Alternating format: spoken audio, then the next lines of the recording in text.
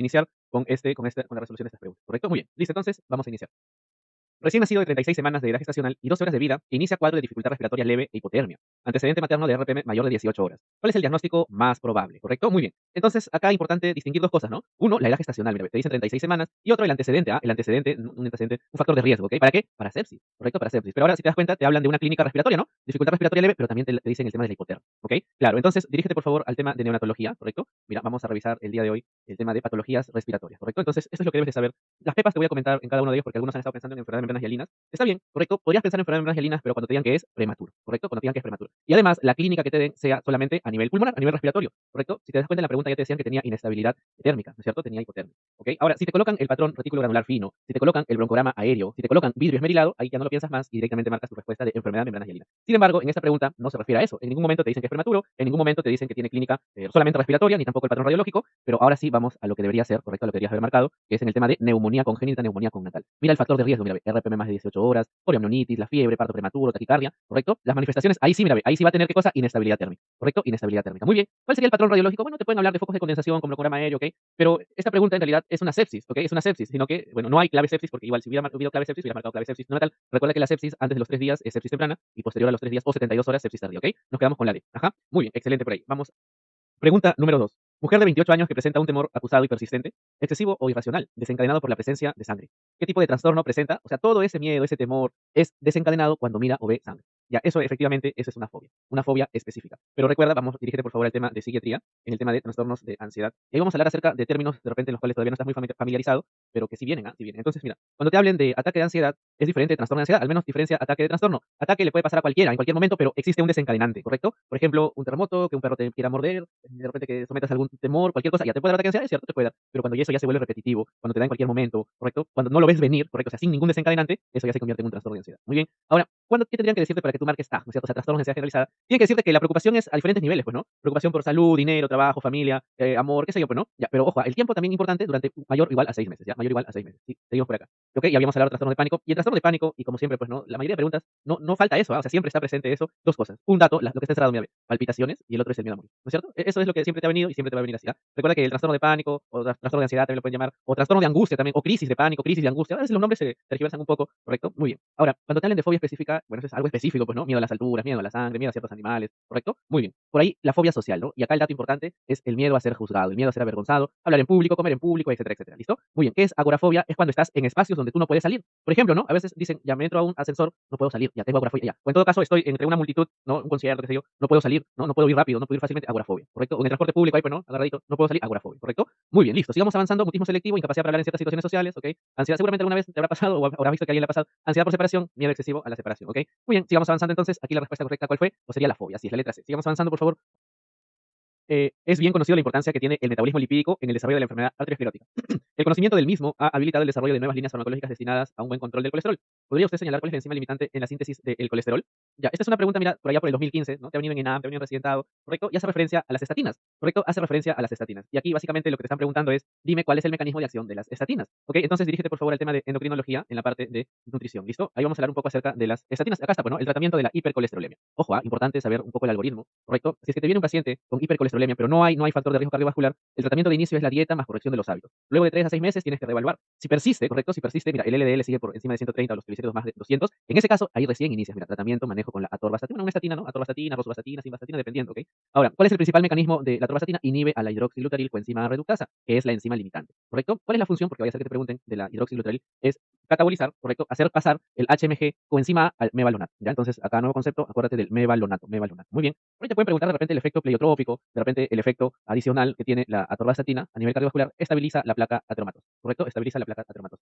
Recuerda que la rama más frecuente de la atorvastatina son las miopatías, las miopatías. Por eso es que se contraindica el uso concomitante, ¿correcto? De las estatinas y también de los fenofibratos, ¿correcto? O de los fibratos. ¿Por qué? Porque hay riesgo de rhabdomiólisis. Si nada más con darle la estatina hay riesgo de rhabdomiólisis, imagínate si lo juntas, ¿ok? Muy bien, sigamos avanzando entonces. Aquí la respuesta correcta fue la hidroximetilglutaril coenzima reductasa. Sigamos avanzando, a ver. ¿Qué tenemos por acá? Por favor, coméntame cuál sería tu respuesta en esta pregunta, ¿ok? Muy bien. Pregunta número 3. Te dice, varón que luego de sufrir accidente de tránsito presenta hipersonoridad, disnea, timpanismo en emisoras derecho, la presión 70/40. ¿Cuál es la medida inmediata que tomaría usted en el lugar? ¿ok? O sea, te hablan de la medida inmediata, la de emergencia, lo que le va a salvar la vida al paciente, ¿ok? Entonces, primero, el diagnóstico sería un neumotórax. Pero neumotórax, atención. ¿Por qué neumotórax? Atención por la presión, mira. Cuando te digan que hay presión baja, o sea, hipotenso, cuando te digan que hay desviación de la tráquea, ¿ok? Cuando te hablen de ruidos cardíacos apagados, ya eso es un neumotórax, atención. Y en ese caso, el manejo inmediato sería inserción de aguja gruesa en el espacio intercostal, ¿correcto? Sería la. Entonces, mira, vamos por acá, dirígete al tema de cardiovascular, ¿ok? Correcto, en el tema de neumotórax, atención. Hay neumotórax simple y neumotórax, atención, ¿ah? Entonces, el manejo inmediato, ¿correcto? El manejo inmediato te hace, ¿qué cosa? Descompresión inmediata con aguja gruesa, ¿correcto? ¿En dónde? También te pueden preguntar eso, a veces también se lo quedan así, aunque esa es una pregunta bastante predecible también, ¿ah? Ten en cuenta, segundo espacio intercostal, línea media clavicular. Derecho o izquierdo, bueno, depende, pues, ¿no? Si el neumotórax está en derecho, derecho, si el neumotórax está en izquierdo, izquierdo, ¿ok? Y luego de eso, ya, luego haces el drenaje, ¿correcto? Luego dejas tu tubo de drenaje, ¿en qué lugar, en qué espacio? Quinto espacio intercostal, línea axilar anterior o línea axilar media, ¿correcto? Entonces ten en cuenta ambas, a diferencia de ambas, ¿correcto? Ahora, ¿qué significa una toracoostomía? Toracoostomía significa colocarle un tubito, ¿ok? Hacerle una incisión, un ostoma, un hueco, una boca, y por ahí colocarle el tubo de drenaje, ¿listo? Muy bien, ¿cómo también se llama? Drenaje pleural, o también, mira, también toracotomía mínima cerrada, ¿correcto? Toracotomía mínima cerrada, ¿ok? Así es, ojo, esto es cuando hay signos de neumotórax, atención, porque ¿qué pasaría si tú tienes simplemente un neumotórax? Mira, vamos por acá a ver, neumotórax, ¿ok? Un neumotórax simple, ¿dónde estaba eso? Ok, bueno, por ahí debe estar, acá está, neumotórax simple, ¿correcto? Solamente cuando tienes un neumotórax simple, si el paciente está menos del 20%, o sea, su neumotórax, cuando tú lo calculas radiográficamente, abarca menos del 20%, observación, ¿listo? Pero si el paciente es más del 20%, ahí también haces drenaje. Esto es para neumotórax simple, ¿ah? Muy bien, sigamos avanzando entonces, vamos, la respuesta correcta aquí fue la letra A. Listo, sigamos avanzando. Recién nacido con líquido meconial espeso, con llanto vigoroso, con buen esfuerzo respiratorio, ¿qué actitud se debe tomar? Entonces, antes, ¿no?, del 2020, ¿correcto? Las guías de RCP neonatal incluían al líquido meconial espeso, líquido meconial, como un factor para que se pueda pasar a los pasos iniciales, ¿ok? Ojo, entrando al RCP. Sin embargo, la última actualización del RCP neonatal, bueno, y es más, ¿no?, lo que te dice también el AJA, también 2020, en ese tiempo, porque eso está de hace tiempo, dicen que el líquido meconial no importa. Lo que importa es que el bebé esté plácido, no llore, no respire y no es a término, ¿ok? Eso es lo que importa. Entonces, en este recién nacido, y más cuando te dicen llanto vigoroso, con buen esfuerzo respiratorio, ¿ok? ¿Lo vas a intubar? ¿No, verdad? ¿Vas a hacer pasos iniciales? No, tampoco. Bueno, los cuidados de rutina, los secas, aspiración si es necesario, ¿correcto? Muy bien, y observas. Así es, la letra E. Ya vamos con esta pregunta. Gestante de 28 semanas con dolor en hipocondrio derecho. Presenta leve reacción peritoneal en flanco derecho. La temperatura de 38 niega náuseas. A la ecografía no se evidencia apéndice. ¿Cuál es el manejo más adecuado? ¿Correcto? Muy bien. Entonces, miren esta pregunta, ¿no? Interesante porque te hablan de una gestante. Recuerda que la gestante, conforme va aumentando la barriguita, el útero, ¿ok? El apéndice se va desplazando, ¿ok? Tiene 28 semanas, está en el segundo trimestre de gestación y viene con dolor en hipocondrio derecho. Ojo, hipocondrio derecho, arriba, arriba. Y ahí se presenta leve reacción peritoneal. Dice, te hablan de reacción peritoneal, ¿ah? Te hablan de reacción peritoneal. ¿Listo? Leve, pero hay. Ya, mira, te hablan de reacción peritoneal, tiene fiebre y tiene dolor, ¿correcto? Y en la ecografía no se evidencia el apéndice. Lo más probable es que esté retroperitoneal o en todo caso ocupado por detrás del útero, ¿correcto? ¿Cuál es el manejo más adecuado? Ya, mira, de repente acaban de tener alguna duda, ¿correcto? Y la respuesta, ok, estaría entre dos, ¿correcto? Una sería apendicectomía laparoscópica, que de hecho eso es lo que se recomienda en gestantes con ya el diagnóstico de apendicitis, ¿correcto? Y lo otro sería una ecografía, pero mira, ecografía control todavía en 48 horas, según la cronología de apéndice, a las 24 horas ese apéndice ya se estaría necrosando y también haciendo una perforación, ¿ok? Entonces, bueno, yo en esta pregunta me animaría por la B, ¿ok? Me animaría por la B y dirígete por favor a los manuales y vamos a ver las pepas de apendicitis en la gestante. Eso es lo que debes saber, ¿ah? Dice, sería claro, tendrías que pedirle una resonancia magnética, sí es, ¿ok?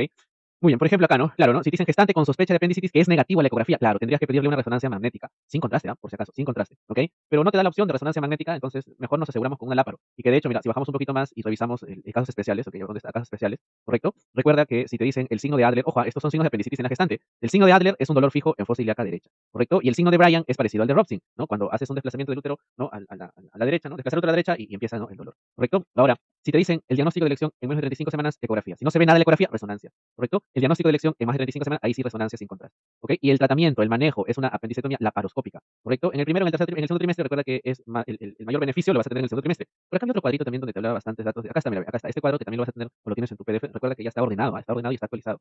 Entonces te dice, ¿en qué trimestre le da mayor apendicitis a la gestante? Segundo trimestre, ¿no es cierto? ¿En qué trimestre es más fácil de operar? En el segundo trimestre. ¿Pero en qué trimestre es más difícil de operar? Tercer trimestre, ¿correcto? Tercer trimestre. ¿Listo? Ten en cuenta esos datos, ve anotándolo poco a poco. ¿Listo? Entonces, aquí la respuesta con la que nos quedaríamos sería la letra B, una apendicitis anal. ¿Cuál es la probable localización de esta lesión? Ok, muy bien. Entonces, te están dando dos datos importantes, ¿ok? Que es el dolor, ¿correcto? El dolor. Y lo otro es signos de sangrado y flogosis en el canal anal, ¿ok?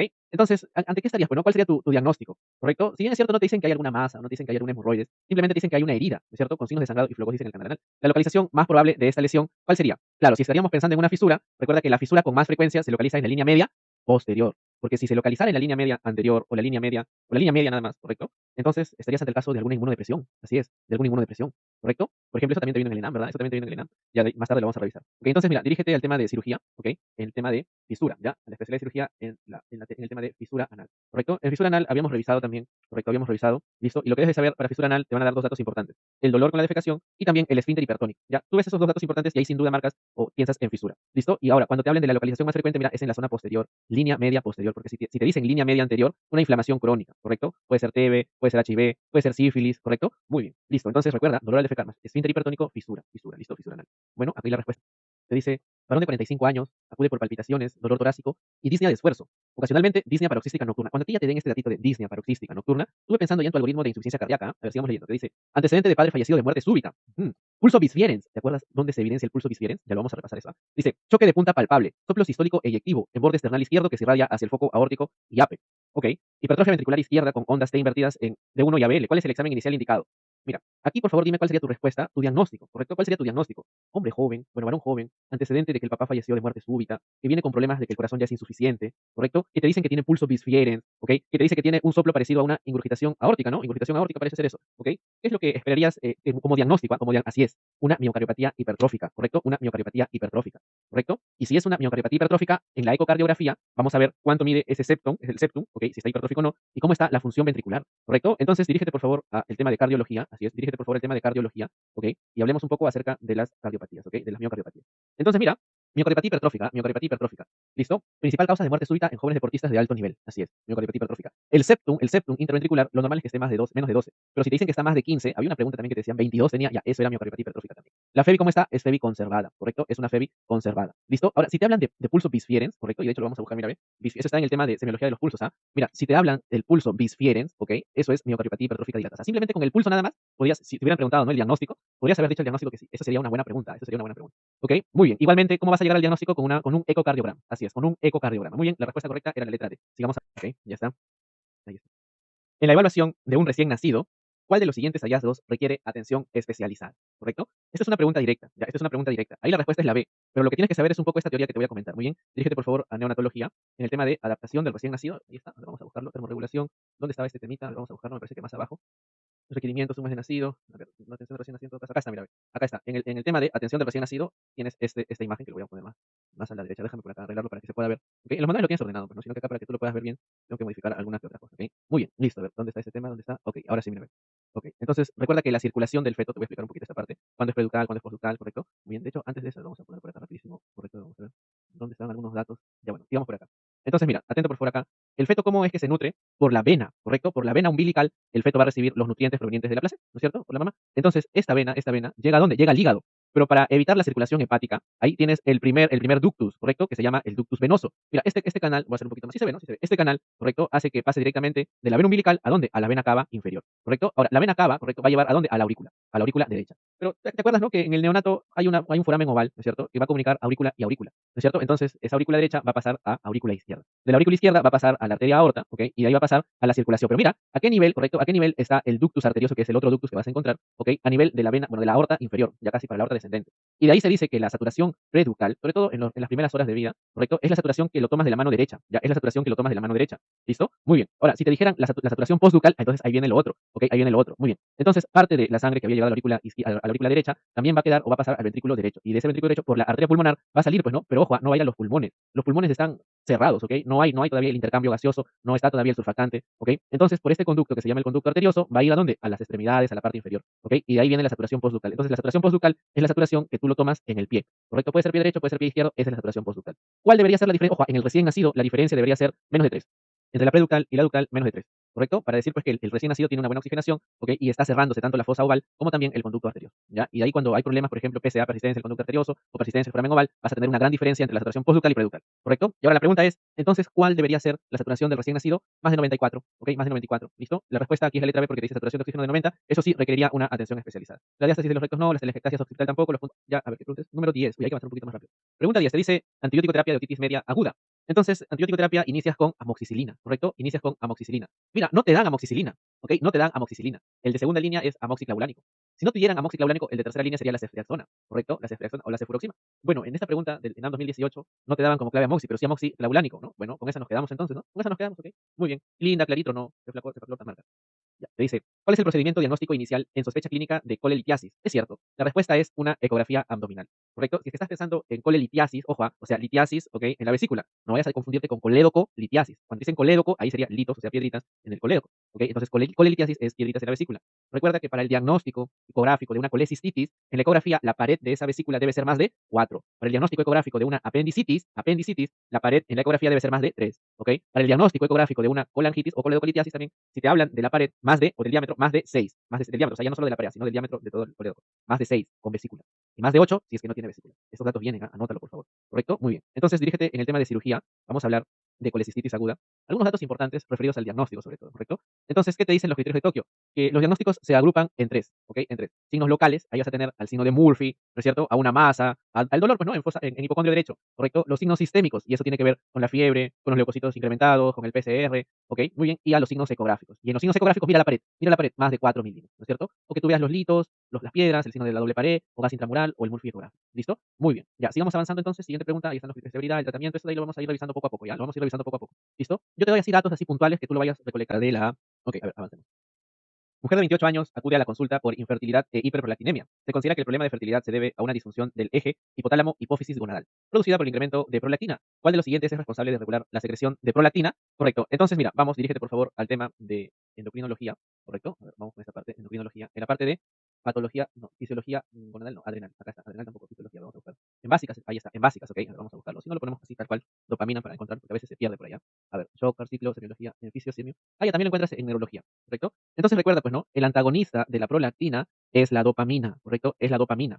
¿Listo? Es la dopamina, ¿correcto? O sea que cuando tú secretas prolactina, ¿no? Mujer secreta prolactina, ¿quién se activa? La dopamina aumenta. Y el cerebro interpreta que al aumento de la dopamina, esa prolactina debería bajar, ¿correcto? De ahí que cuando hay daño en la hipófisis, ya sea por una apoplejía, por un síndrome de Sheehan, por un traumatismo, y no se sintetiza la dopamina, entonces hay una hiperprolactinemia. Recuerda que la dopamina se sintetiza en el núcleo arcuato del hipotálamo, ¿correcto? En el núcleo arcuato del hipotálamo, ¿listo? Ahí también, ¿quién más se sintetiza? GNRH, el GNRH.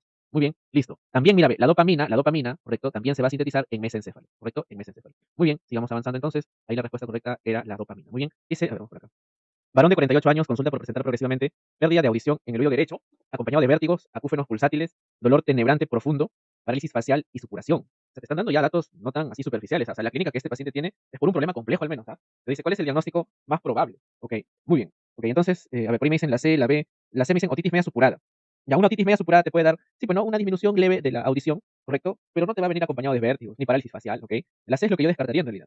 ¿Correcto? ¿Cuál sería la diferencia entre un síndrome vestibular, ¿no? Una laberintitis? La laberintitis es por el oído interno, ¿no es cierto? Es por el oído interno. ¿Te puede dar vértigo? Sí, pero parálisis facial, cuando te hablen de parálisis facial o cuando te hablen ya de que hay algún nervio que por ahí se está comprometiendo, piensa en un LOE, lesión ocupante de espacio, ¿correcto? Y eso pues sería un tumorcito, así es, un tumorcito de oído medio o interno que está comprimiendo, ¿no es cierto? El nervio facial, que está causando vértigos, que hace perder la audición, ¿correcto? Y sobre todo dolor, pues ver. Te dice, ¿cuál es el nervio que se lesiona con más frecuencia en una fractura desplazada de la diáfisis del húmero? Ajá. Ok, entonces si te están hablando diáfisis del húmero, ¿correcto? Te dice el nervio, ¿no es cierto? El nervio. ¿Te acuerdas que por el canal de torsión va a pasar el nervio radial, ¿no es cierto? El nervio radial, y que cuando cuando hay una fractura de diáfisis del húmero, ¿correcto? Vas a tener mano caída, ¿correcto? No vas a poder hacer la extensión, porque el radial es precisamente para eso, para extensión, ¿correcto? Pregunta bien, listo. A ver, entonces, no, por acá. Te dice, para el diagnóstico apropiado de insuficiencia respiratoria se requiere, ¿correcto? La respuesta es ADA, pero vamos a ver acá las generalidades. Dirígete a neumología en el tema de insuficiencia respiratoria. Ahí te estaba comentando desde lo más simple hasta lo más complejo, ¿correcto? Cuándo es BENI, cuándo es ventilación mecánica, cuándo es traqueostomía, cuándo es BIPAP, ¿correcto? Cuándo es de alto flujo, de bajo flujo, ¿ok? Pero vamos, ahora sí, como estamos con un poco más de tiempo, mira, a ver, recuerda que para empezar, ¿en cuántos grados hay que tomar el ADA? En realidad esto depende mucho de la técnica, pero teóricamente es en 45, ¿listo? Teóricamente es en 45. Lo puedes hacer en 90, en 60, ya depende de tu técnica, ¿correcto? Pero sí, lo que no te debes olvidar al menos teóricamente, ¿correcto? Porque a veces en la práctica la mayoría se olvida, es el test de Allen, ¿no es cierto? El test de Allen. Eso es para ver si es que no hay alguna obliteración, ¿correcto? Alguna placa o algo que simplemente esté obstruyendo el paso por el nervio, por la arteria cubital, ¿correcto? Por la arteria cubital. ¿Listo? Muy bien. Ya bueno, entonces, recuerda pues, el pH va de 7.35 a 7.45, el PCO2 va de 35 a 45, el PO2 va de 80 a 100, el bicarbonato va de 22 a 26 o 24 más menos 6, la saturación lo normal es más de 95, ¿correcto? ¿Cuándo se define hipoxemia? Menos de 80. ¿Cuándo se define hipoxia? Menos de 60, ¿correcto? ¿Cuándo se define hipercamia? Más de 45, ¿correcto? EPAFI, ¿cuál es lo normal? Más de 400 es lo normal. Menos de 300 hay severa resistencia oxigenatoria, menos de 150 intubas, ¿correcto? Muy bien. Bueno, sigamos avanzando entonces, vamos con la respuesta, análisis de gases arteriales. Varón de 68 años con antecedentes de taquicardia supraventricular sin tratamiento. Presenta episodio de palpitaciones. ¿Cuál es el fármaco que tiene efecto cronotrópico negativo? Es cierto. Entonces, para el control de la frecuencia cardíaca se debe emplear un cronotrópico negativo. De todos estos, el que es cronotrópico negativo es el bisoprolol. ¿Correcto? Vamos a ver algunos datos, algunas pepas de bisoprolol. Por favor, dirígete a cardiología en la parte de fármacos. ¿Ok? En la parte de fármacos y busquemos a los beta bloques. Me parece que por arriba estaba. Acá están los beta bloqueantes. ¿Listo? Los beta blocks. Algunas pepas, pues, ¿no? Que debes de saber. Un poco más grandes para que lo veas mejor. Ahora sí. Sí se ve, ¿no? Ahí está, creo. Ahora sí. Muy bien. Entonces, recuerda que los beta blocks en el tratamiento de la insuficiencia cardíaca van a disminuir, ¿correcto? Van a disminuir mortalidad. ¿Listo? Reducen el consumo de oxígeno, disminuyen la contractibilidad y la frecuencia cardíaca. O sea, es cronotrópico y también inotrópico, la fuerza de contracción y la contractibilidad. Muy bien, ¿cuáles serían los usos? Cardiopatía isquémica, hipertensión arterial, insuficiencia cardíaca, arritmias. Pero ten cuidado, ¿ah? Si te hablan de una insuficiencia cardíaca descompensada, ¿correcto? En ese caso están contraindicados el uso de beta block, ¿correcto? Porque podrías descompensar más. Recuerda que el beta block te va a apagar el corazón, pues, ¿no? Apagar el corazón. Entonces, cuando estás en un momento agudo, ¿correcto? Alguna insuficiencia aguda, está contraindicado el beta block. Igual, si te dicen cardiopatía isquémica con shock cardiogénico, o sea, el corazón a las justas, también están contraindicados los beta blocks, ¿no? El mejor beta bloqueante, el metoprolol, no es el que más se usa en realidad. Depende del contexto para decidir qué beta bloqueante emplear. Ah, ya, pero si tienes hipertensión arterial, así es metoprolol. Muy bien. El beta block, el mecanismo de regulación de la presión arterial actúa principalmente en la precarga, en la contractibilidad y en la frecuencia cardíaca. El mejor beta bloqueante en insuficiencia cardíaca, el carvedilol, eso es cierto, correcto. Beta bloqueante que tiene como función antiarrítmico, ¿te acuerdas? Antiarrítmico, no pertenece a más de un grupo antiarrítmico, el sotalol, ¿te acuerdas del sotalol que lo veíamos, ¿no es cierto? En el grupo 2 y en el grupo 3, correcto, muy bien. El mejor beta bloqueante en emergencia hipertensiva o en disección de la aorta, la betalol, ¿ok? Ha venido pregunta de examen, ¿quiénes son los beta bloqueantes que atraviesan la barrera hematoencefálica? Bueno, hay tu mnemotecnia, ¿no? PAME, LACA, ¿no? LACA, por cruzar la barrera, ¿ok? Entonces, acuérdate, ¿cómo así PAME, LACA? ¿No? LACA, ahí está. El propranolol, el metoprolol, el abetalol y el carvedilol. ¿Ya? Acuérdate esas mnemotecnias que por ahí también están inmersas, ¿ok? Entonces, beta bloqueantes de tipo liposolubles, esta pregunta te vino por allá por el 2018, 2019 me parece, en residentado, ¿ok? Si son liposolubles, van a atravesar, les gusta pasar la barrera hematoencefálica. Y no, quédate con ese concepto, con ese dato, porque también ha venido pues una pregunta de estas en el ENAM, ¿ok? Ahí revisándolo. Entonces acuérdate, pame la cara, ¿no? Propranolol, metoprolol, la betalol, un poco de repente morbosa esa mnemotecnia, pero todo sirve, ¿no? Todo sirve, ¿listo? Ahora si te dicen los betabloqueantes que son hidrosolubles, ¿correcto? Y ahí pues ya una mnemotecnia un poquito más tranqui. Mi pizza está mojada, ¿no es cierto? ¿Cómo así mi pizza? Bueno, de pizza, de pindolol, sotalol y atenolol, ¿correcto? PSA, ¿no es cierto? También grábalo así si gustas. PSA, muy bien, pero mi pizza está mojada para que recuerdes un poco más. Muy bien, listo. Sigamos, hay más cositas de los beta-blogs, ya pero un poco más detallado ya para más nivel, ¿ok? Sigamos avanzando. Ah, recuerda ahí está, pues, ¿no? Contraindicar beta-bloqueantes en asma, en EPOC, en bloqueo auriculoventricular, insuficiencia arterial periférica también. ¿Listo? Ahí la respuesta era el bisoprolol, que es un beta-block. Muy bien, no la misma pregunta, pero sí el contexto, ¿no? A ver, vamos a ver. Te dice, varón de 48 años ingresa a emergencia por colisión de su auto contra el poste, golpeándose el pecho contra el timón. Refiere un dolor intenso en la parte anterior del tórax que no le permite respirar. Al examen tienes 80/60, hipotenso, neumotórax de atención. ¿Correcto? Los ruidos cardíacos de buena intensidad, murmullo vesicular ausente. Ah, pero te hablan no de timpanismo, ¿ah? Te hablan de matidez. Ajá, te hablan, y eso de ahí no te vayas a equivocar. Si hubieran dicho cuál sería tu diagnóstico, si te dicen que hay matidez, eso ya no es neumotórax, eso sería un hemotórax, ¿ok? Igual, ¿cuál es la conducta inmediata a seguir? Ya, dirígete nuevamente, entonces es diferente la pregunta porque ya no hace referencia al neumotórax, sino al hemotórax, ¿correcto? Entonces recuerda que en el hemotórax, ¿cómo se define hemotórax? Bueno, puede serlo clínicamente, pero por si acaso te pregunten, el hematocrito, ¿ok? Que tú extraes de la pleura, del líquido pleural, si es más del 50% que el hematocrito en sangre, en plasma, eso es la definición de hemotórax, ¿correcto? La clínica, ¿no? Disnea, taquicardia, matidez, ¿ok? Matidez, murmullo vesicular disminuido también, ¿correcto? Muy bien, sigamos avanzando un poquito más. El estudio más sensible, ECOFAS, el estudio más específico, la radiografía de tórax, ¿correcto? Muy bien, eso es lo que debes saber, eso es lo que te van a preguntar. El tratamiento inmediato, toracostomía. Ahí sí me voy, colocar un tubo eso es el tratamiento inmediato. ¿Dónde se coloca el tubo de drenaje? ¿Dónde se colocan todos los tubos de drenaje? Ok, para neumotórax, premotórax, quinto espacio, intercostal, línea media, axilar anterior o auxiliar medio, ¿correcto? Ya, y esto también es lo que debes saber, te han preguntado cómo se define hemotórax masivo. Hemotórax masivo es cuando tienes o extraes más de 1500 de golpe, o sea, cuando colocas el tubo de drenaje, si sale más de 1500, hemotórax masivo. O en todo caso, cuando salga más de 200 en las últimas 2 a 4 horas, o 3 horas como para promedio, ¿correcto? Y si tú tienes un hemotórax masivo, el tratamiento definitivo es la toracotomía abierta, o sea, lo llevas a sala para que hagas la toracotomía abierta, ¿correcto? Muy bien, acá la respuesta sería un tubo de drenaje. Ya, neonato que al nacer presenta dificultad respiratoria severa, madre primigesta de 20 años sin control prenatal. Al examen tienes ruidos cardíacos hacia la derecha, hipersonoridad y ruidos hidroaéreos en el hemitórax izquierdo. Mira, te hablan de ruidos hidroaéreos en el hemitórax izquierdo, ya con eso prácticamente tienes el diagnóstico, ¿ah? Y es más, en la radiografía, no sé si lo logres ver, ¿ok? Pero este es el tórax, y en el tórax, ¿no? ¿Ves como bolitos, bolitos, bolitos, bolitos? Esos son los niveles hidroaéreos, ¿correcto? Eso es intestino. Mira el intestino cómo se está metiendo, ¿no? Mira, no sé si te das cuenta, se está metiendo por ahí, ¿no? Al hemitórax. Y es por eso que tienes ruidos hidroaéreos en el hemitórax, porque los ruidos hidroaéreos deberían estar pues en abdomen, ¿no? ¿Qué hacen ruidos hidroaéreos en el hemitórax? Es porque hay, ¿qué cosa? Una hernia diafragmática. Así es, hay una hernia diafragmática, ¿ok? Entonces, cuando estudiabas o cuando vas a tus manuales de neonatología, ¿correcto? Y vamos a revisar el tema de digestivo, vamos a revisar también el tema de las hernias diafragmáticas. No sé si esté por acá, me parece que no está, hay que buscarlo entonces. Bueno, tú en tus manuales de neonatología pones, pues, ¿no? Diafragmáticas o la palabra clave Morgani de repente, ¿no? Vamos a ver. Morgani, a ver, ¿qué sale con Morgani? Hernias diafragmáticas, ahí está. Acá está. Bueno, en gastroenterología tú también lo tienes en neo, ¿ah? En neonato también le he puesto. Muy bien. Entonces, en las hernias congénitas, recuerda que si te dicen cuál es la más frecuente, la hernia de Bouch-Daleck. ¿Ok? La hernia de Bouch-Daleck es la más frecuente y es más frecuente que se vaya al lado izquierdo, ¿ok? Izquierdo y posterior. ¿Listo? Entonces la más frecuente es la de Bouch-Daleck. Si te hablan posterior y lateral, o sea, izquierdo y posterior, sigue siendo la de Bouch-Daleck. Si te hablan de anterior y medial, ahí cambias, y es la de Morgan. ¿Correcto? Que es la hernia también más frecuente en el adulto. ¿Listo? Esas pepas nada más. En tus manuales hay un cuadrito donde hace la diferencia entre hernia de Bouch-Daleck y hernia de Morgani para que lo puedas revisar mejor. ¿Ya? Sigamos avanzando entonces. Aquí la respuesta. Revisamos varicela y decíamos que las costras no contagian. Al menos en varicela, las costras no contagian. Y si pues tienes un niño que tiene lesiones en costra, prácticamente ya está en la fase ya de recuperación, ¿ok? Dice, evitar la lactancia. La varicela no es una contraindicación para lactancia, ¿ah? La varicela no es contraindicación. ¿Qué sería contraindicación? Bueno, HIV, HTLV, ¿no es cierto? No dar antihistamínicos. Bueno, de repente por el prurito podrías dar antihistamínicos, pero si es recién nacido, ¿correcto? También se recomendaría no dar antihistamínicos, ¿no? Bueno, ya. ¿Qué te dice? No bañar al niño, ¿ok? ¿Cuándo se debería bañar al niño? ¿Correcto? Cuando es HIV, ¿ok? Pero te dicen no bañar al niño, te dicen, no bañar al niño. Recuerda que incluso en los primeros días, pasadas las 48 horas, puedes bañar al niño, ¿ah? Bueno, pero si tiene HIV, hay nada más reciencitos en bien. Esta es una pregunta un poco ambigua en realidad, pero dentro de todas las claves, la que más se acerca a la respuesta es la D, pues, ¿no? Es la D, ¿no? Porque tiene que ser o bien la A o bien la D. Si te dice la A, evitar lactancia y la D te dice facilitar lactancia, una de ellas tiene que ser, bueno, y nos quedamos con la D. ¿Listo? Hay algunas preguntas que salen incluso con razonamiento nada más, con inducción, y creo que también ha pasado en el ENAM, ¿no? Las preguntas de salud pública han salido con bastante lógica, ¿no? Ya de ahí lo vamos a revisar. A ver, vamos con este tema, con esta pregunta, desórdenes de la personalidad. Ah, mira, vamos a revisar unas pepas acerca de desórdenes de la personalidad, ¿ok? Muy bien. A ver, ¿cuál sería tu respuesta, por favor, en esta pregunta? Me dicen, hoy sería la primera clase para ENAM. Claro, la primera clase en la noche a las 7, 7 y media, ¿correcto? Sería para ENAM. Así es, sería para ENAM. Bueno, también para ahí los chicos de RM. Ya, muy bien. Esto es más dirigido para RM, un poquito más detalloso. De repente estoy omitiendo algunos datos básicos, ¿correcto? Pero en la mayoría de los lives siempre trato de dártelo desde lo más elemental hasta lo más complejo, ¿ok? Y claro, y es que así están ordenados en los manuales, ¿no? Por nivel. Muy bien, a ver, vamos con esta pregunta, por favor. Coméntame cuál sería tu respuesta. La B me dicen habitación, habitación, habitación. Ok, a ver, vamos a leer la pregunta. A ver, y vamos a revisar los otros términos. Paciente con historia de cefalea crónica se nota apático y distraído en sí mismo. Refiere que por lo general pasa muchas horas frente al computador y no tiene amigos. No es expresivo durante el relato de la historia y le cuesta mucho dar a conocer sus emociones. ¿Cuál es el desorden de la personalidad más probable?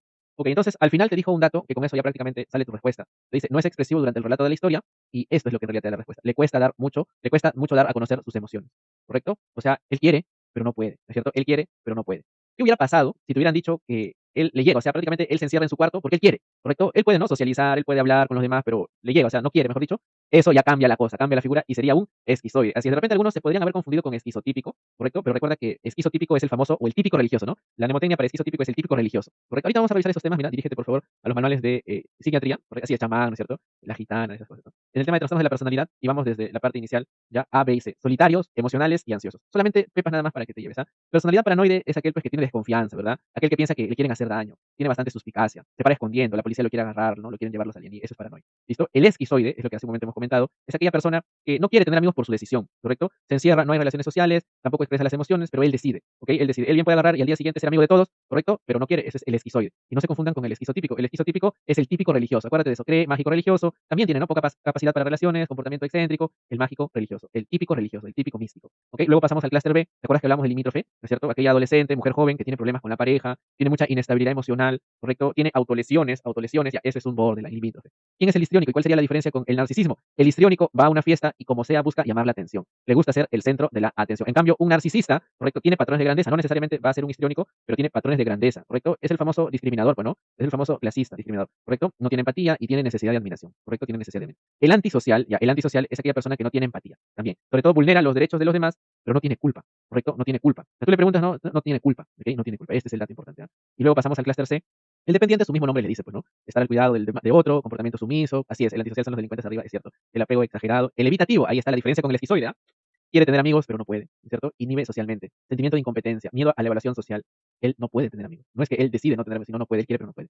¿Ok? El obsesivo es preocupación por el orden, por el perfeccionismo, ¿no? Y ahí está la diferencia entre un anancástico y un TOC. Esa es la diferencia. Recuerda que en el TOC, las obsesiones, en el TOC le causa malestar, ¿ok? Le causa malestar. En cambio, en el anancástico, ¿no? Considera que los hábitos son correctos. ¿Quién es el anancástico? Aquella persona que busca el perfeccionismo, pero a tal extremo, donde eso ya le afecta a su salud, ¿correcto? Ya le afecta, ese es el anancástico. En cambio, el TOC, ¿ok? El trastorno obsesivo compulsivo, tiene obsesiones y tiene que hacer su compulsión, pues, ¿no? O sea, y lo más frecuente, ¿no? Que te han preguntado, que siempre te examen, obsesión por la limpieza, ¿ok? Y el lavado de manos constantemente, ¿correcto? Muy bien. Sigamos avanzando entonces. Ahí la respuesta era evitativa, ¿ok? Tiene una personalidad evitativa de evitación. Siguiente pregunta, por favor, coméntame cuál sería tu respuesta en esta pregunta, ¿correcto? ¿Con cuál te quedarías? A ver, unos cuantos segundos para que me puedas ser resuelto en alguna vez. Vamos a especificar algunos datos más, ¿ok? Con esta pregunta. ¿Cuál sería tu respuesta, por favor? Coméntame tu clave, ¿correcto? Coméntame tu clave en esta pregunta.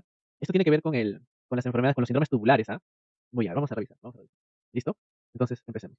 Te dice paciente con diagnóstico de mieloma múltiple que presenta acidosis metabólica hiperclorémica, ¿ya? Glucosuria renal, aminoaciduria, uricosuria e hipofosfatemia. ¿Qué segmento de la nefrona está siendo dañado por las cadenas ligeras del mieloma?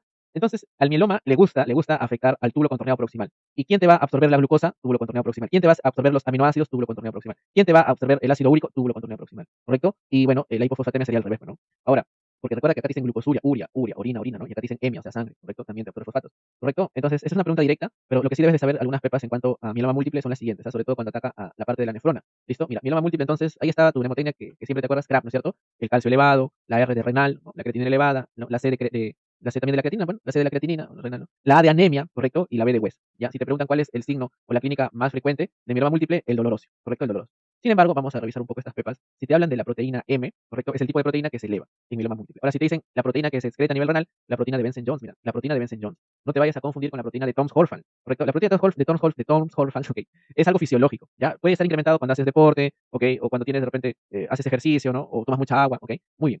Ahora, si te dicen principal causa de insuficiencia renal crónica en mieloma múltiple, hipersecreción de las proteínas monoclonales. Se asocia con lesión de qué parte de la nefrona, túbulo contorneado proximal. Y de hecho, hay dentro de nefrología también, estudiábamos, correcto, los síndromes tubulares, y mira, en síndromes tubulares, acá al último, ya, ten en cuenta el síndrome, correcto, de Fanconi, ¿listo? Porque el síndrome de Fanconi es cuando hay una afectación, de hecho, pues es congénita, correcto, del túbulo proximal. Y mira, ¿qué se pierde, no? ¿Qué se pierde? Recuerda que el túbulo proximal te va a absorber sodio, potasio, fosfato, glucosa, correcto, los aminoácidos, ¿listo? Y eso te daría una acidosis metabólica hiperclorémica. De ahí que la pregunta te hubiera dicho, paciente con diagnóstico de mieloma múltiple que tiene acidosis metabólica hiperclorémica, se va la glucosa, se va los aminoácidos, se va el ácido úrico, se va el fosfato, ¿ok? Eso es una síndrome de Fanconi, ¿listo? Eso es un síndrome de Fanconi, ¿correcto? Muy bien, sigamos avanzando entonces, marcamos la respuesta correcta, la letra A, y se decide dar hidratación oral. El peso actual es de 8 kilos, se prescribe sales de hidratación oral a razón de. O sea, estamos en el contexto de una deshidratación y es moderada, ¿correcto? Dirígete a los manuales de pediatría en el tema de deshidratación y cuando tú tengas una deshidratación moderada, más arriba, moderada, ¿correcto? ¿Qué es lo que deberías administrar? Mira, en deshidratación ¿no? Moderada, o sea que vas a aplicar tu plan B, ¿correcto? Es de 50 a 100 mililitros kilo por hora, ¿correcto? Para efecto de examen, si te dan a elegir, quédate con 50, ¿correcto? Quédate con 50. Pero ojo, es en 4 horas, todo este volumen en 4 horas. Y mira, la pregunta te dicen que pesa 8 kilos, ¿ok? Muy bien, entonces si elegimos darle 50, sería 8 por 5, sería 400, ¿verdad? Sería 400 mililitros en 4 horas. Pero ojo, 400 mililitros en las 4 horas. O sea, por hora le vas a dar 100, 100, 100 y 100. Ahí están tus 400 en 4 horas. ¿Correcto? Muy bien. La respuesta aquí sería la C.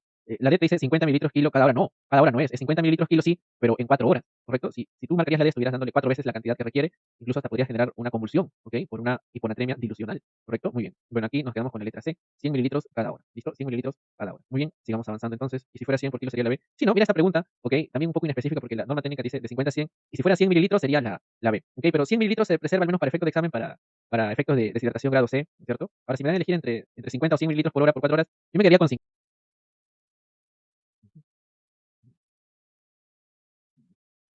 Ahora sí, empezamos. ¿Cuál de las siguientes condiciones del paciente quemado requiere traslado a la unidad especializada? Ok, dirígete rapidísimo, cirugía, en el tema de quemaduras, ¿ya? Quemaduras, ¿listo? Y en el tema de quemaduras vamos a revisar un poco la parte del tratamiento, ¿ok? Entonces, bueno, si te hablan de una quemadura de primer grado, te van a decir que tiene ¿no? sensibilidad, dolor, una lesión eritematosa, ¿correcto? El manejo básicamente serían analgésicos, ¿ah? Bajamos un poquito más, mira, desde acá, ¿correcto? Las zonas de Jackson no te olvides, ¿ah? Si te dicen cuál es el tratamiento de una quemadura de primer grado, analgésicos, ¿ok? Paracetamol o AINE, enfriar con agua corriente, ojo, no hielo, agua corriente. ¿Qué es lo que hacen en la emergencia? Chorrean, ¿no? Cloruro de sodio, lo dejan chorrear, chorrear, chorrear, ¿ok? 2, 3, 4, lo que sea necesario. ¿No? Hidratantes, no se usan antibióticos ni apósitos, salvo pues, que vea signos de infección. Es de primer grado, ¿correcto? Una quemadura solar. ¿Listo? Tampoco requiere la antitetánica. Ojo, si la piel está intacta, por ahí también te digo cuándo colocas la antitetánica y no. ¿Ok? A ver, por ahí debe estar. Si la piel está intacta, ¿ok? No se coloca la antitetánica. ¿Cuándo colocarías la antitetánica? Bueno, cuando la piel no está intacta, o sea, es una herida, una quemadura profunda. Y también debes de revisar la profilaxis. Esto también ya lo hemos visto cuando hablamos de tetania, ¿no es cierto? Muy bien. Si tiene más de 3 dosis y desde que se colocó la última dosis ha sido menos de 10 años, no requiere manejo. Si tiene más de 3 dosis, pero ya pasaron 10 años desde la última vez que se colocó, hay un refuerzo, mira, hay un refuerzo. Si tiene, no completó las 3 dosis, ¿ok? O se desconoce, bueno, ahí sí tendrías que aplicarle, ¿no es cierto? Más la inmunoglobulina si es que la herida está sucia o profunda, ¿ok? Es en el manejo de heridas de quemaduras. Ya, ahora, si te dicen cuáles son los criterios de referencia al centro hospitalizado, un poquito más grande para que lo veas, cuando te digan que hay más del 10% de superficie corporal quemada en adultos, o en todo caso, si es más del 5% en niños o ancianos, ¿ok? O cualquier grado de tercero o cuarto, ya esto ha cambiado, ten en cuenta. O bueno, se afecte la cara, las manos, los pies, los genitales, las articulaciones, ¿ok? Muy bien, entonces, ya pues, ¿no? Tercer grado en muslo cara anterior, o tercer grado más del 20%, claro, esto, mira, ve. Tercer grado mayor del 20%, ¿ok? Mayor del 20%, ¿ok? Muy bien, con eso nos quedamos, ¿ah? Ahora, si te dicen hasta el 10%, la más grave, ¿no? Al menos de las opciones que tienes acá, la más grave, esa es la que sería, se requiere traslado a unidad especializada, ¿ok? Sigamos avanzando, a ver, con esta pregunta, ¿cuál sería tu respuesta en esta pregunta? A ver, coméntame tu clase. Me dicen, las clases son como las que se están dando. Claro, sería tu respuesta. La E, la E, la E. La E, por ahí me decían la B. Ok, muy bien. La A por ahí. Vamos con esta pregunta. Te hablan de una mujer de 50 años con bochornos frecuentes, sequedad vaginal y dispareunia.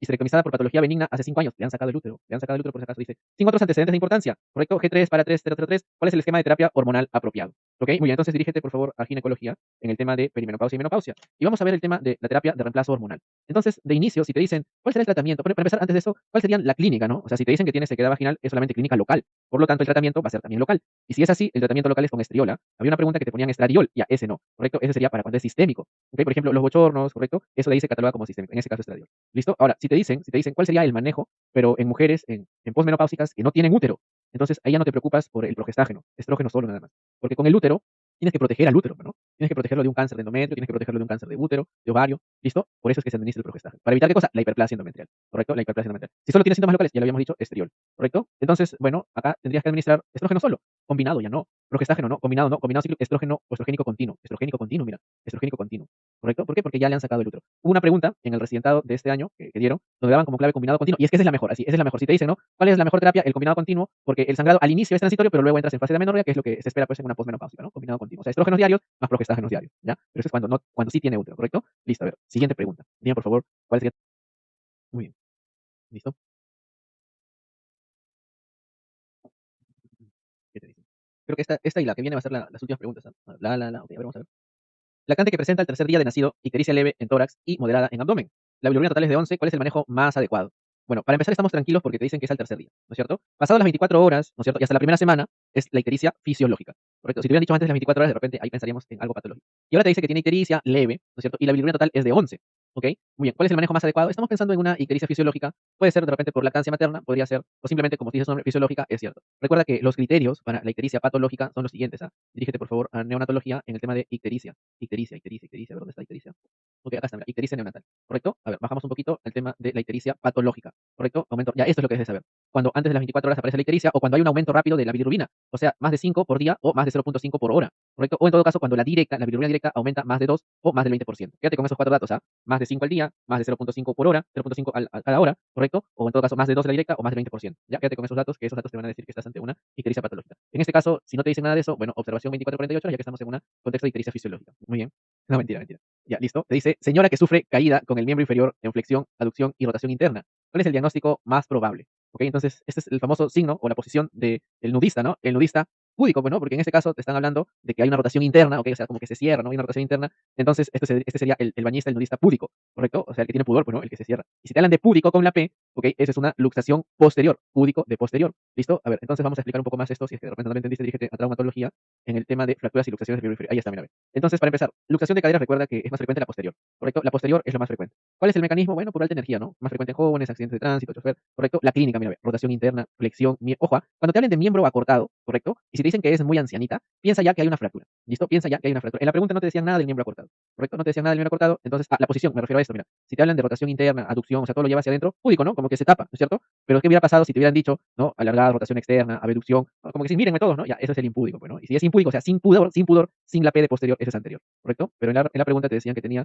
inferior a aducción, o sea, la línea media, rotación interna, tiene pudor con la P de posterior, ¿correcto? Con la P de posterior. Lo bueno es que acá no te hablan de fractura, pues, ¿no? Para pensar en fractura, ¿correcto? Muy bien, listo, amigos. Entonces, hemos terminado, ¿correcto? Hemos resuelto 26 preguntas. Vamos a ver la resolución, ¿correcto? Rapidísimo, vamos a ver la resolución. ¿No? ¿Te acuerdas que te hablaban? Figueredo, Figueredo. Gracias, gracias. Ok, la primera pregunta, entonces, ¿recuerdas que te hablaban de una neumonía neonatal? Es cierto, muy bien, es cierto, ¿correcto? ¿Por qué? Porque te dicen que tienes dificultad respiratoria, hipotermia, ok, para enfermedades hialinas recuerda que debería ser prematuro, menos de las 34, ok, sigamos avanzando. Fobia, ¿no? Si es algo específico, en este caso por la presencia de sangre, fobia, ok, muy bien. La 3, la estatina, su mecanismo de acción es a nivel de la hidroxiglutarilcoenzima. La 4, inserción de aguja gruesa en espacio intercostal, ¿no es cierto? Esa es la respuesta correcta. La 5, recién nacido con líquido mecánico. Ah, claro, pues no, eso es lo que tenías que hacer, secado y aspiración. La 6, mira, apendicectomía laparoscópica. Ya tiene reacción peritoneal, ¿ok? Ya tiene su reacción peritoneal. La 7, línea media posterior, correcto, línea media posterior es lo más frecuente, correcto. Ecocardiograma bidimensional, ¿ok? Recuerda, pues no, si te dicen soplo bisfieres, ¿dónde está? Soplo bisfieres, miocardiopatía hipertrófica dilatada, ¿ok? Miocardiopatía hipertrófica dilatada. Acá la saturación de oxígeno, recuerda que en el neonato, la preductal, correcto, debería ser más de 95 y la postductal podría haber una diferencia, pero no más de 3%, ¿ah? La preductal se toma en brazo y es la circulación o el oxígeno que vas a captar en toda la parte inferior, desde tórax hasta arriba, y la postductal en cualquier pie, y es la parte desde el abdomen hasta abajo, ¿no? Muy bien, listo. Amoxiclav, bueno, era la única opción en realidad, ¿no? Recuerda que de inicio no se emplea amoxiclav, ¿ah? Si te hablan de un OMA, es amoxicilina. La 11, ecografía abdominal también, recuerda si te hablan de colecistitis más de 4, apendicitis más de 3. Dopamina, la dopamina inhibe la prolactina, muy bien. La 13, mira, era un tumorcito, ¿no? Por la clínica que te da, por el dolor, por la parálisis, te decía, ¿no? La 14, radial, eso es cierto, ¿no? Diáfisis del húmero, radial, muy bien. La 15, análisis de gas arteriales, habíamos revisado algunas pepas, ¿ok? La 16, bisoprolol, ¿te acuerdas, no? ¿Te acuerdas cuáles eran las que atravesaban, tenían liposolubilidad, ¿no es cierto? La nemotecnia, ¿no? PAME, LACA, ¿no? Tubo de drenaje torácico, estábamos ante un hemotórax, ok, muy bien. La 18, hernia diafragmática, la imagen, ¿no? Y más que te decían que tenías niveles hidrarios en tórax. Ya, la 19, facilitar la lactancia, recuerda que varicela no es una contraindicación de lactancia materna, las costras no contagian, ¿correcto? ¿Dónde sí contagian las costras? Cuando te hablen del impético, ¿no? El impético ampelloso, las costras mielésicas, esas son las que contagian. Evitativo, ya sabes la diferencia entre un esquizotípico, el esquizotípico no te confundas con el esquizoide, ¿ah? Muy bien, el esquizoide es aquel que no quiere tener amigos, pero porque él decide, no porque no pueda. En cambio, el evitativo sí, bueno. La 21, túbulo contorneo proximal, lo que te dicen acá es un síndrome de Fanconi, ¿correcto? Por afectación del túbulo contorneo proximal. Ya, mira, era 100, mira, 100 mililitros cada hora, ¿no es cierto? Si te hubieran dicho de repente 200, sería un poco más alejado porque ya cuando te hablan de 100 mililitros por kilo es para shock, o perdón, para una deshidratación severa, ¿no? Muy bien, listo. Sigamos avanzando. La 23, tercer grado mayor de 20, ese sería, pues, ¿no? El que debería ser trasladado a unidad especializada. Estrogénico continuo, ya sabes, ¿no? Si le quitan el útero, correcto, solo estrogénicos, correcto, muy bien. Ya, acá sería la 25. A ver qué me dice buenas tardes, gerente. Gracias por IGAF. Ya le van a estar respondiendo, ok. Igual voy a superar también eso rapidísimo antes de empezar con el banqueo, ok. Observación de 24 a 48 horas, muy bien. Y la 26, luxación posterior de la cadera. ¿Listo, amigos? Ok, muy bien. Ha sido un placer estar con ustedes acá. Gracias a todos por los taps. Nuevamente pongo por acá, correcto, pongo por acá. Listo, la lista de los afortunados, ok. Bueno, por tu esfuerzo de los taps, bueno, que has llegado acá. Listo, mira, Caterín, con 980 taps, grupo de Telegram, gratis, ilimitado, para todo el año, para todo el tiempo, ok, que vamos a estar banqueando. Muy bien. Gracias, amigos. Buen provecho también ustedes con el almuerzo. Nos estamos viendo más tarde, ¿ya? Nos estamos viendo más tarde, 7, 7:30 para resolver el ENAM. Que de hecho, pues son preguntas que, igual, o sea, las mismas preguntas que estuve acá, incluso un poco más difíciles vienen acá las preguntas que hacemos, ¿correcto? Muy bien, amigos. Cuídense mucho, nos estamos viendo. Chao, chao. No se olviden del. Ya, y los que desean, pues también 26 manuales, ahí está, mírame, ¿correcto? Más el grupo de Telegram, ¿ok? Más el grupo de banqueo, ok. banqueo diario, ¿correcto? Me dejan un mensaje al interno, ahí les van a estar enviando toda la información. ¿Listo?